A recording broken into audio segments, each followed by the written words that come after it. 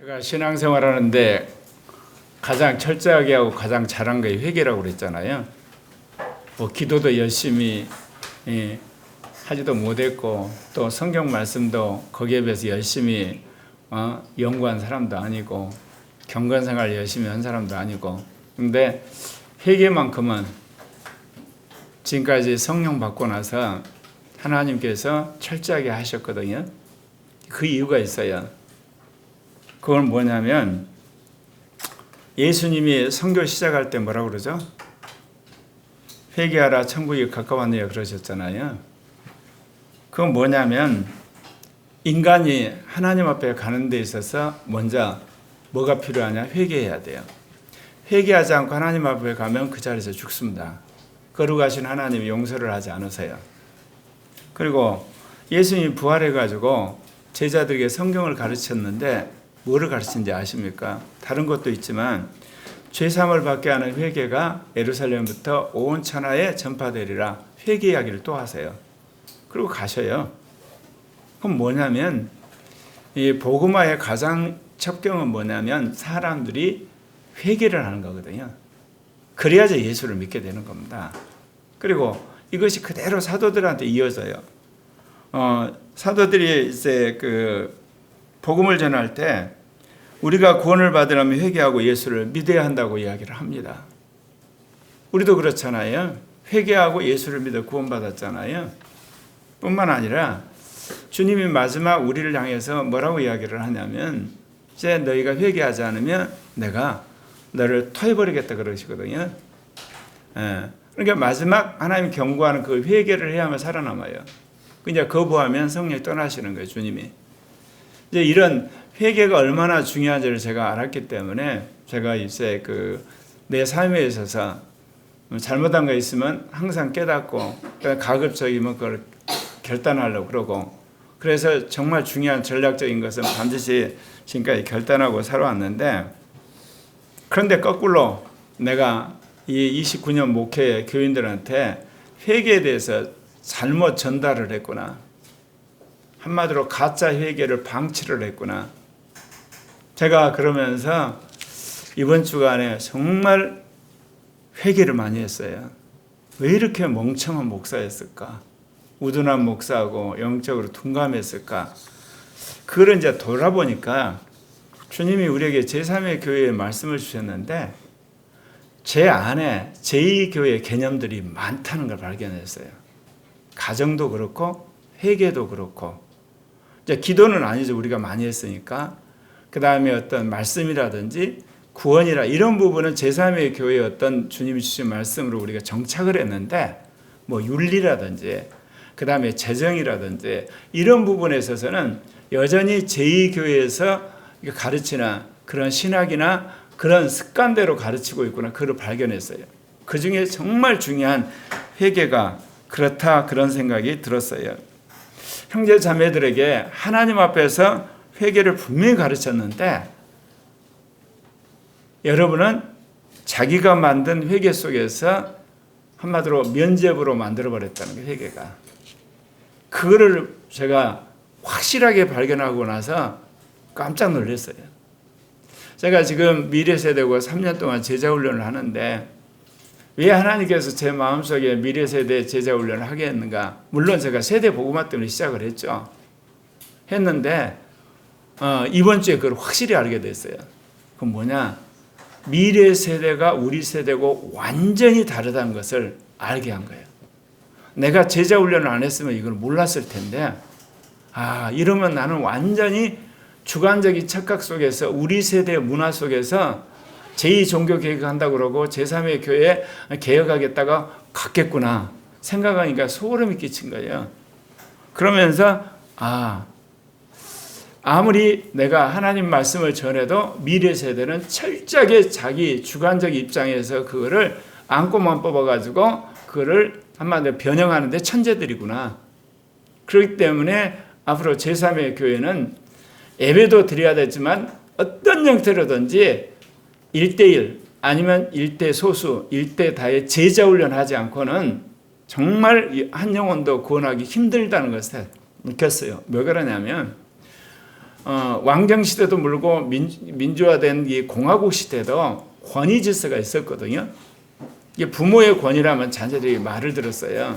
목회자의 권위라면 예를 들면 신자들이 말을 듣고, 예를 들면 그 대통령 말을 하면 국민들이 그래 말을 듣는데, 지금은 전부 다 이게 수평적인 거야.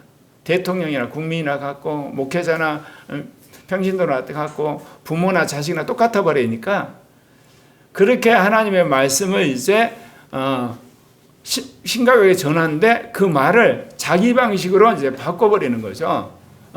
그렇기 때문에 그것이 왜곡되어 가버리니까 말씀을 들어도 의미가 없는 거예요. 그 중에 하나가 이제 회개다, 그 이야기죠.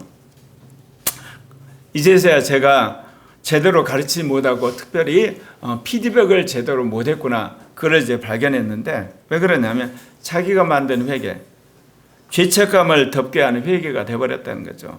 면피용 회개가 돼가지고 결국은 뭐냐면, 회개가 거꾸로 죄와 육신과 옛사람과 그리고 세상적인 것들을 나름대로 이제 그 자기가 깨우치긴 하지만 그거를 변호해버리고 합리화시키는 독이 돼버렸다는 거예요.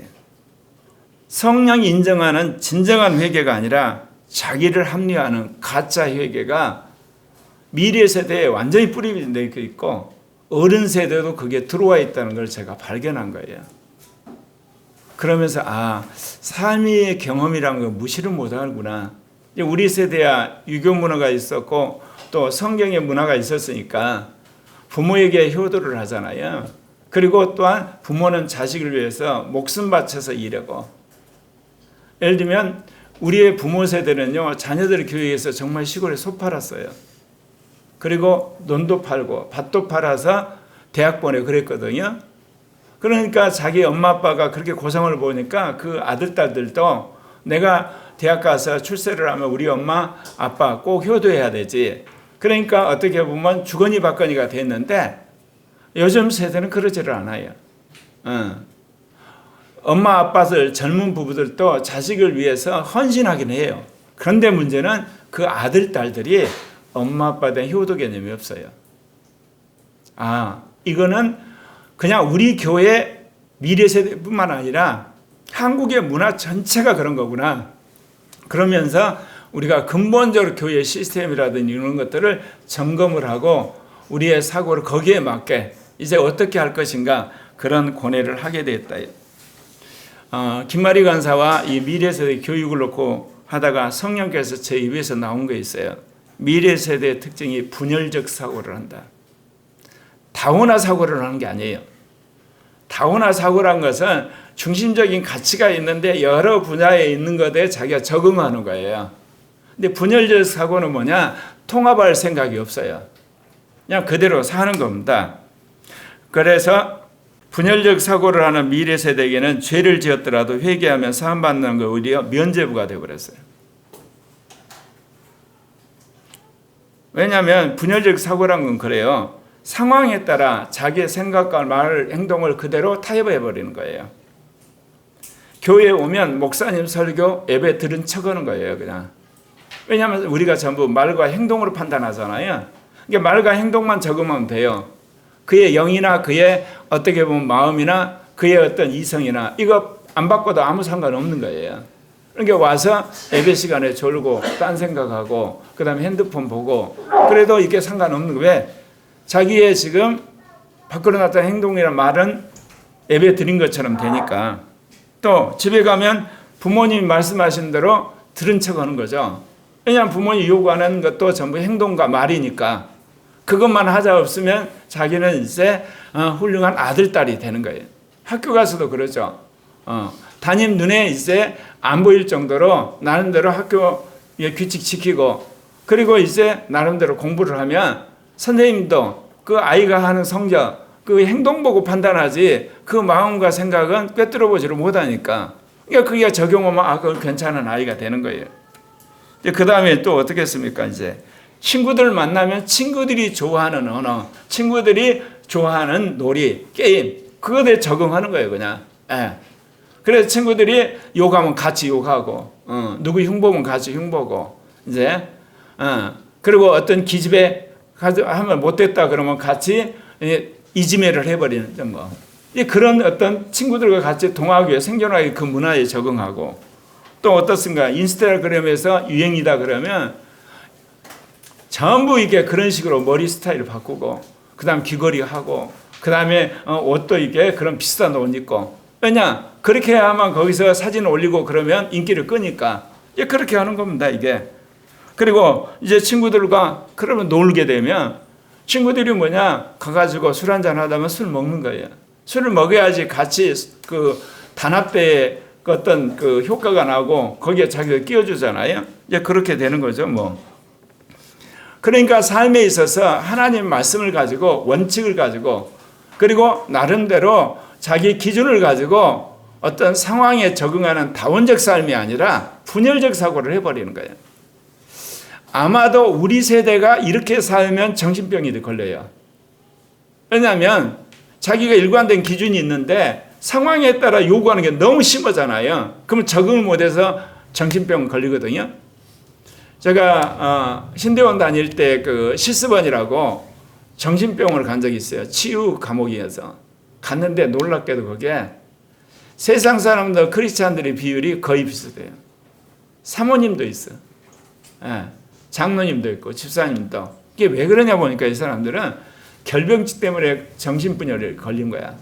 굉장히 깨끗하고 거룩하게 사는 건데 근데 자기가 어떤 직장을 가고 사회를 가고 또는 남편을 만났는데 도저히 자기가 감당 못할 말과 행동을 하니까 그거를 자기가 수용을 못하고 그러면 정신분열이 일어난 거예요.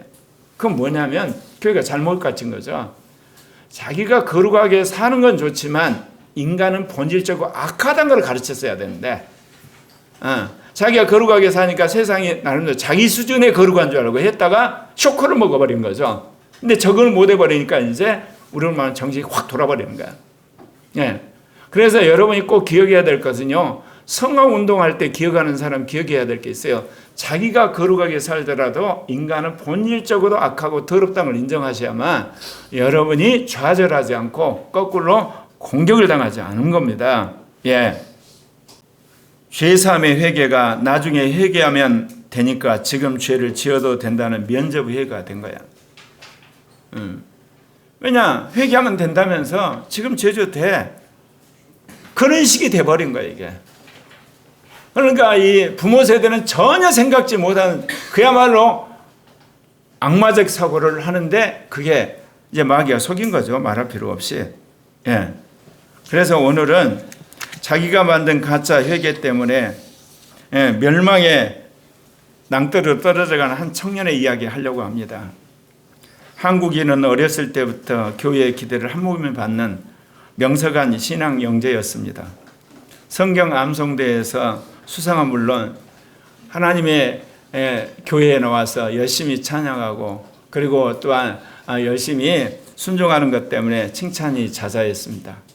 초등학교 3학년 여름 수련회에서는 방언이란 신비로운 영적 체험을 하면서 그는 뛸 듯이 기뻤습니다. 그는 하나님의 살아계심을 몸으로 느끼면서 정말 불타는 열심으로 주를 위해서 순교할 것 같은 그런 심정으로 신앙생활을 했습니다. 예수님은 그의 가장 가까운 친구이자 영웅이었습니다. 어떻게 하면 예수님처럼 내가 살까 그런 생각도 했습니다. 그래서 4학년 수련회 때는 자기가 선교사가 되겠다고 벌떡 일어나서 서원도 했습니다. 하지만 이 뜨거운 신앙은 청소년기에 접어들면서 독이 묻어나기 시작했습니다. 마귀는 회개하면 예수님 보혈로 용서받는 복음의 핵심을 교묘하게 비틀어 버렸습니다. 그는 진심으로 아파하는 대신에 마음속으로 주님 죄송해요. 예수님 피로 씻어주세요. 중얼거리는 마음속에 퀵 회개를 한 겁니다. 그러면서 모든 죄를 다 덮어버린 겁니다. 이것이 그의 신앙생활에서 가장 치명적인 독이 된 겁니다. 마음속으로 주님 죄송해요. 예수님 피로 저 씻어주셨죠. 감사해요. 그러면서 자기 죄책감을 자기의 임기응변의 회개로 다 덮어버리고 이제 마음의 평안을 얻고 마음과 육신대로 살았다 그 이야기입니다. 여러분, 거짓된 얄팍한 회개는 그에게 죄책감 없는 죄를 짓는 통로가 되었고 스스로 용서받은 신자로 정당하는 가짜 회개의 덫에 빠지게 했습니다. 여러분, 제가 이번 주간에 이거를 깨닫고 정말 목회자로서 정말 민망했어요. 미래 세대가 바뀌지 않으면 회개가 무엇인가부터 근본적으로 나 자신 돌아보고 뭐가 문제인가 했어야 되는데, 애들이 성령 받았으니까 언젠가 하나님 말씀 안에 변화되겠지. 아니에요. 마귀에 의해서 완전히 변질된 나쁜 레마를 가져버린 거예요. 죄책감을 싣는 수단으로 임기응변의 회개를 사용해버리는 거예요. 고교 진학한 후 한국에는 교회 친구들 대신 세상에 잘나가는 그룹과 어울리기 시작했습니다. 처음에 영적 저항은 이 정도는 괜찮게 하는 생각 때문에 다 무너졌습니다. 주말은 학원 핑계를 대고 게임방에 갔고 부모님한테는 거짓말로 속였습니다. 이러한 일탈은 단순한 실수가 아닌 그의 생활의 패턴이 되었다는 겁니다. 토요일 늦은 밤까지 놀고 그리고 밤새도록 채팅하다가 결국은 늦게 자고, 그래서 부모님이 깨우면 이끌려서 교회 와서 예배 드리지만 예배 드리는 순간부터 끝날 때까지 졸기 일수입니다. 그의 마음은 이미 세상에 가 있고 어떻게 하면 주일 오후에 친구 만나서 놀 생각에 가득합니다. 그의 마음은 이미 세상의 재미와 쾌락에 사로잡혀 있고 그가 세미한 음성을 듣는다고 하지만 그대로 실천해 본 적은 한 번도 없습니다. 음성 듣는 것으로 자기를 정당화하는 그런, 한마디로 자기 합리화의 도구가 된 것입니다. 대학 생활은 그의 신앙의 마지막 보루마저 무너뜨렸습니다. 기독교 동아리 대신에 세상에서 잘 나간다는 동아리에 들어갔고 거기서 눈에 맞는 자매와 만나서 연애를 하게 됐는데 그 자매 비유 맞추느라고 수없이 거짓말하고 그리고 나중에 성적인 방종까지 하게 되었습니다. 그는 이러한 죄들을 이전처럼 회개하는 단어로 손쉽게 덮어버렸습니다. 주님 정말 죄송해요. 다시는 안 그럴게요. 예수님 피로 씻어준 거 감사합니다. 그의 회개는 삶의 방향을 하나님께 돌이키는 메타노이와 생각의 전환이 아니라 자기의 악한 행동을 이제 세탁하는 그런 수단이 되었다는 것입니다. 그의 회개는 죄책감을 해소하기 위한 감정적인 후회와 면피용 거짓말에 불과했다는 것입니다. 특별히 미래 세대들 거짓말을 밥 먹듯이 하는데 그것을 그냥 잘못하면 시인하고 넘어졌던 저의 잘못이나 우리 엄마 아빠들의 잘못, 거짓령이 그 뒤에 있는데 그거를 쫓아야 되는데 그것을 물리쳐야 되는데 그대로 그것을 방치를 한 거예요. 왜냐? 부모 세대들처럼 아이들이 그런 줄 알고, 아이들은 그건 생존의 도구예요. 자기가 한마디로 지금에 빠져나기 위한 수단이었다는 겁니다.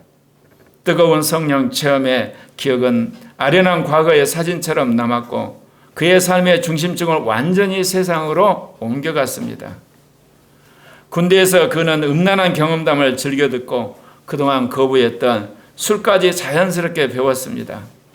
사회에 나와 작은 회사에 취직했지만 책임감과 성실함을 훈련받지 못하는 그는 도저히 견딜 수 없어서 결국은 견디다 못해 퇴사를 했습니다. 입사 2년 만에 2번이나 자발적 퇴사를 하면서 스스로 자존감은 바닥을 쳤습니다. 그래서 스스로 이제는 자신을 무능한 사람으로 단정지었다는 겁니다. 신앙은 삶의 나침반이 아닌 죄책감을 잠시 덮어주는 진통제 역할만 했을 뿐이고 그의 가치관을 바꾸지 못했습니다. 잠시 교회를 다시 찾았지만 그는 죄 많은 현실과 거룩한 공동체 사이에서 괴리감이 너무 커서 적응을 하지 못했습니다. 진정한 회개를 통한 변화되시 그는 다시 세상으로 도피하는 쉬운 길을 택했습니다. 현재 한국인은 배달 라이더를 일하며 불규칙하고 혼자 삶을 택하고 있습니다. 부모님이 계시는데 부모님 간섭이 싫어서 혼자 원룸 얻어서 배달 라이더 하면서 살고 있습니다. 그의 가치는 즉각적인 보상이고 즉각적인 흥분이고 즉각적인 만족입니다. 장기적인 계획을 세워서 자기 자신이 희생을 하고 그리고 자기가 투자하고 자기가 훈련하기보다는 즉각적인 보상만을 바라고 그리고 또한 재미만을 쫓아가는 그런 직물 인생이 돼버린 겁니다. 지난밤 술에 취해 길가에 쓰러져 있다가 새벽잠 바람에 깨서 자신을 돌아보니까 너무나 처량합니다. 어린 시절 뜨거웠던 성령의 체험을 떠올리지만 지금은 너무나 자기의 씁쓸한 현실과 그리고 즉각적인 보상, 즉각적인 쾌락, 즉각적인 만족에 중독이 되어서 헤어나지 못한 자기 자신을 보면서 참 처량하다는 생각이 들었습니다.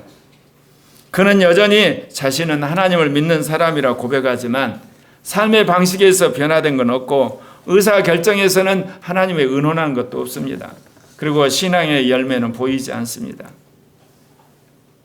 그는 가짜 회개 뒤에 숨어진 진짜 죄의 짐 때문에 자신이 멸망의 길로 가고 있음을 아직 깨닫지 못하고 위태롭게 서 있습니다.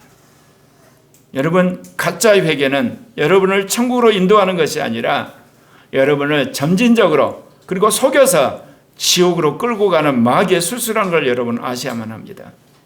한국의 이야기를 제가 아주 극단적으로 그리고 아주 노골적으로 묘사를 하니까 여러분 이야기 들으시면서 나는 한국하고 다른데 바로 가짜 얘기입니다. 그게 나는 한국이 아니잖아. 진짜 회개가 무엇일까요, 여러분? 한국의 이야기는 겉모습은 있으나 중심은 텅 비어 있는 우리의 모습입니다. 진짜 회개가 아닌 가짜 회개로 인해서 영이 죽어가고 있는데도 스스로 속고 있는 겁니다. 멸망으로 달려가고 있는데도 불구하고 자기는 종교적 행위 속에서 구원이 담보되어 있다고 착각한다, 그 이야기입니다.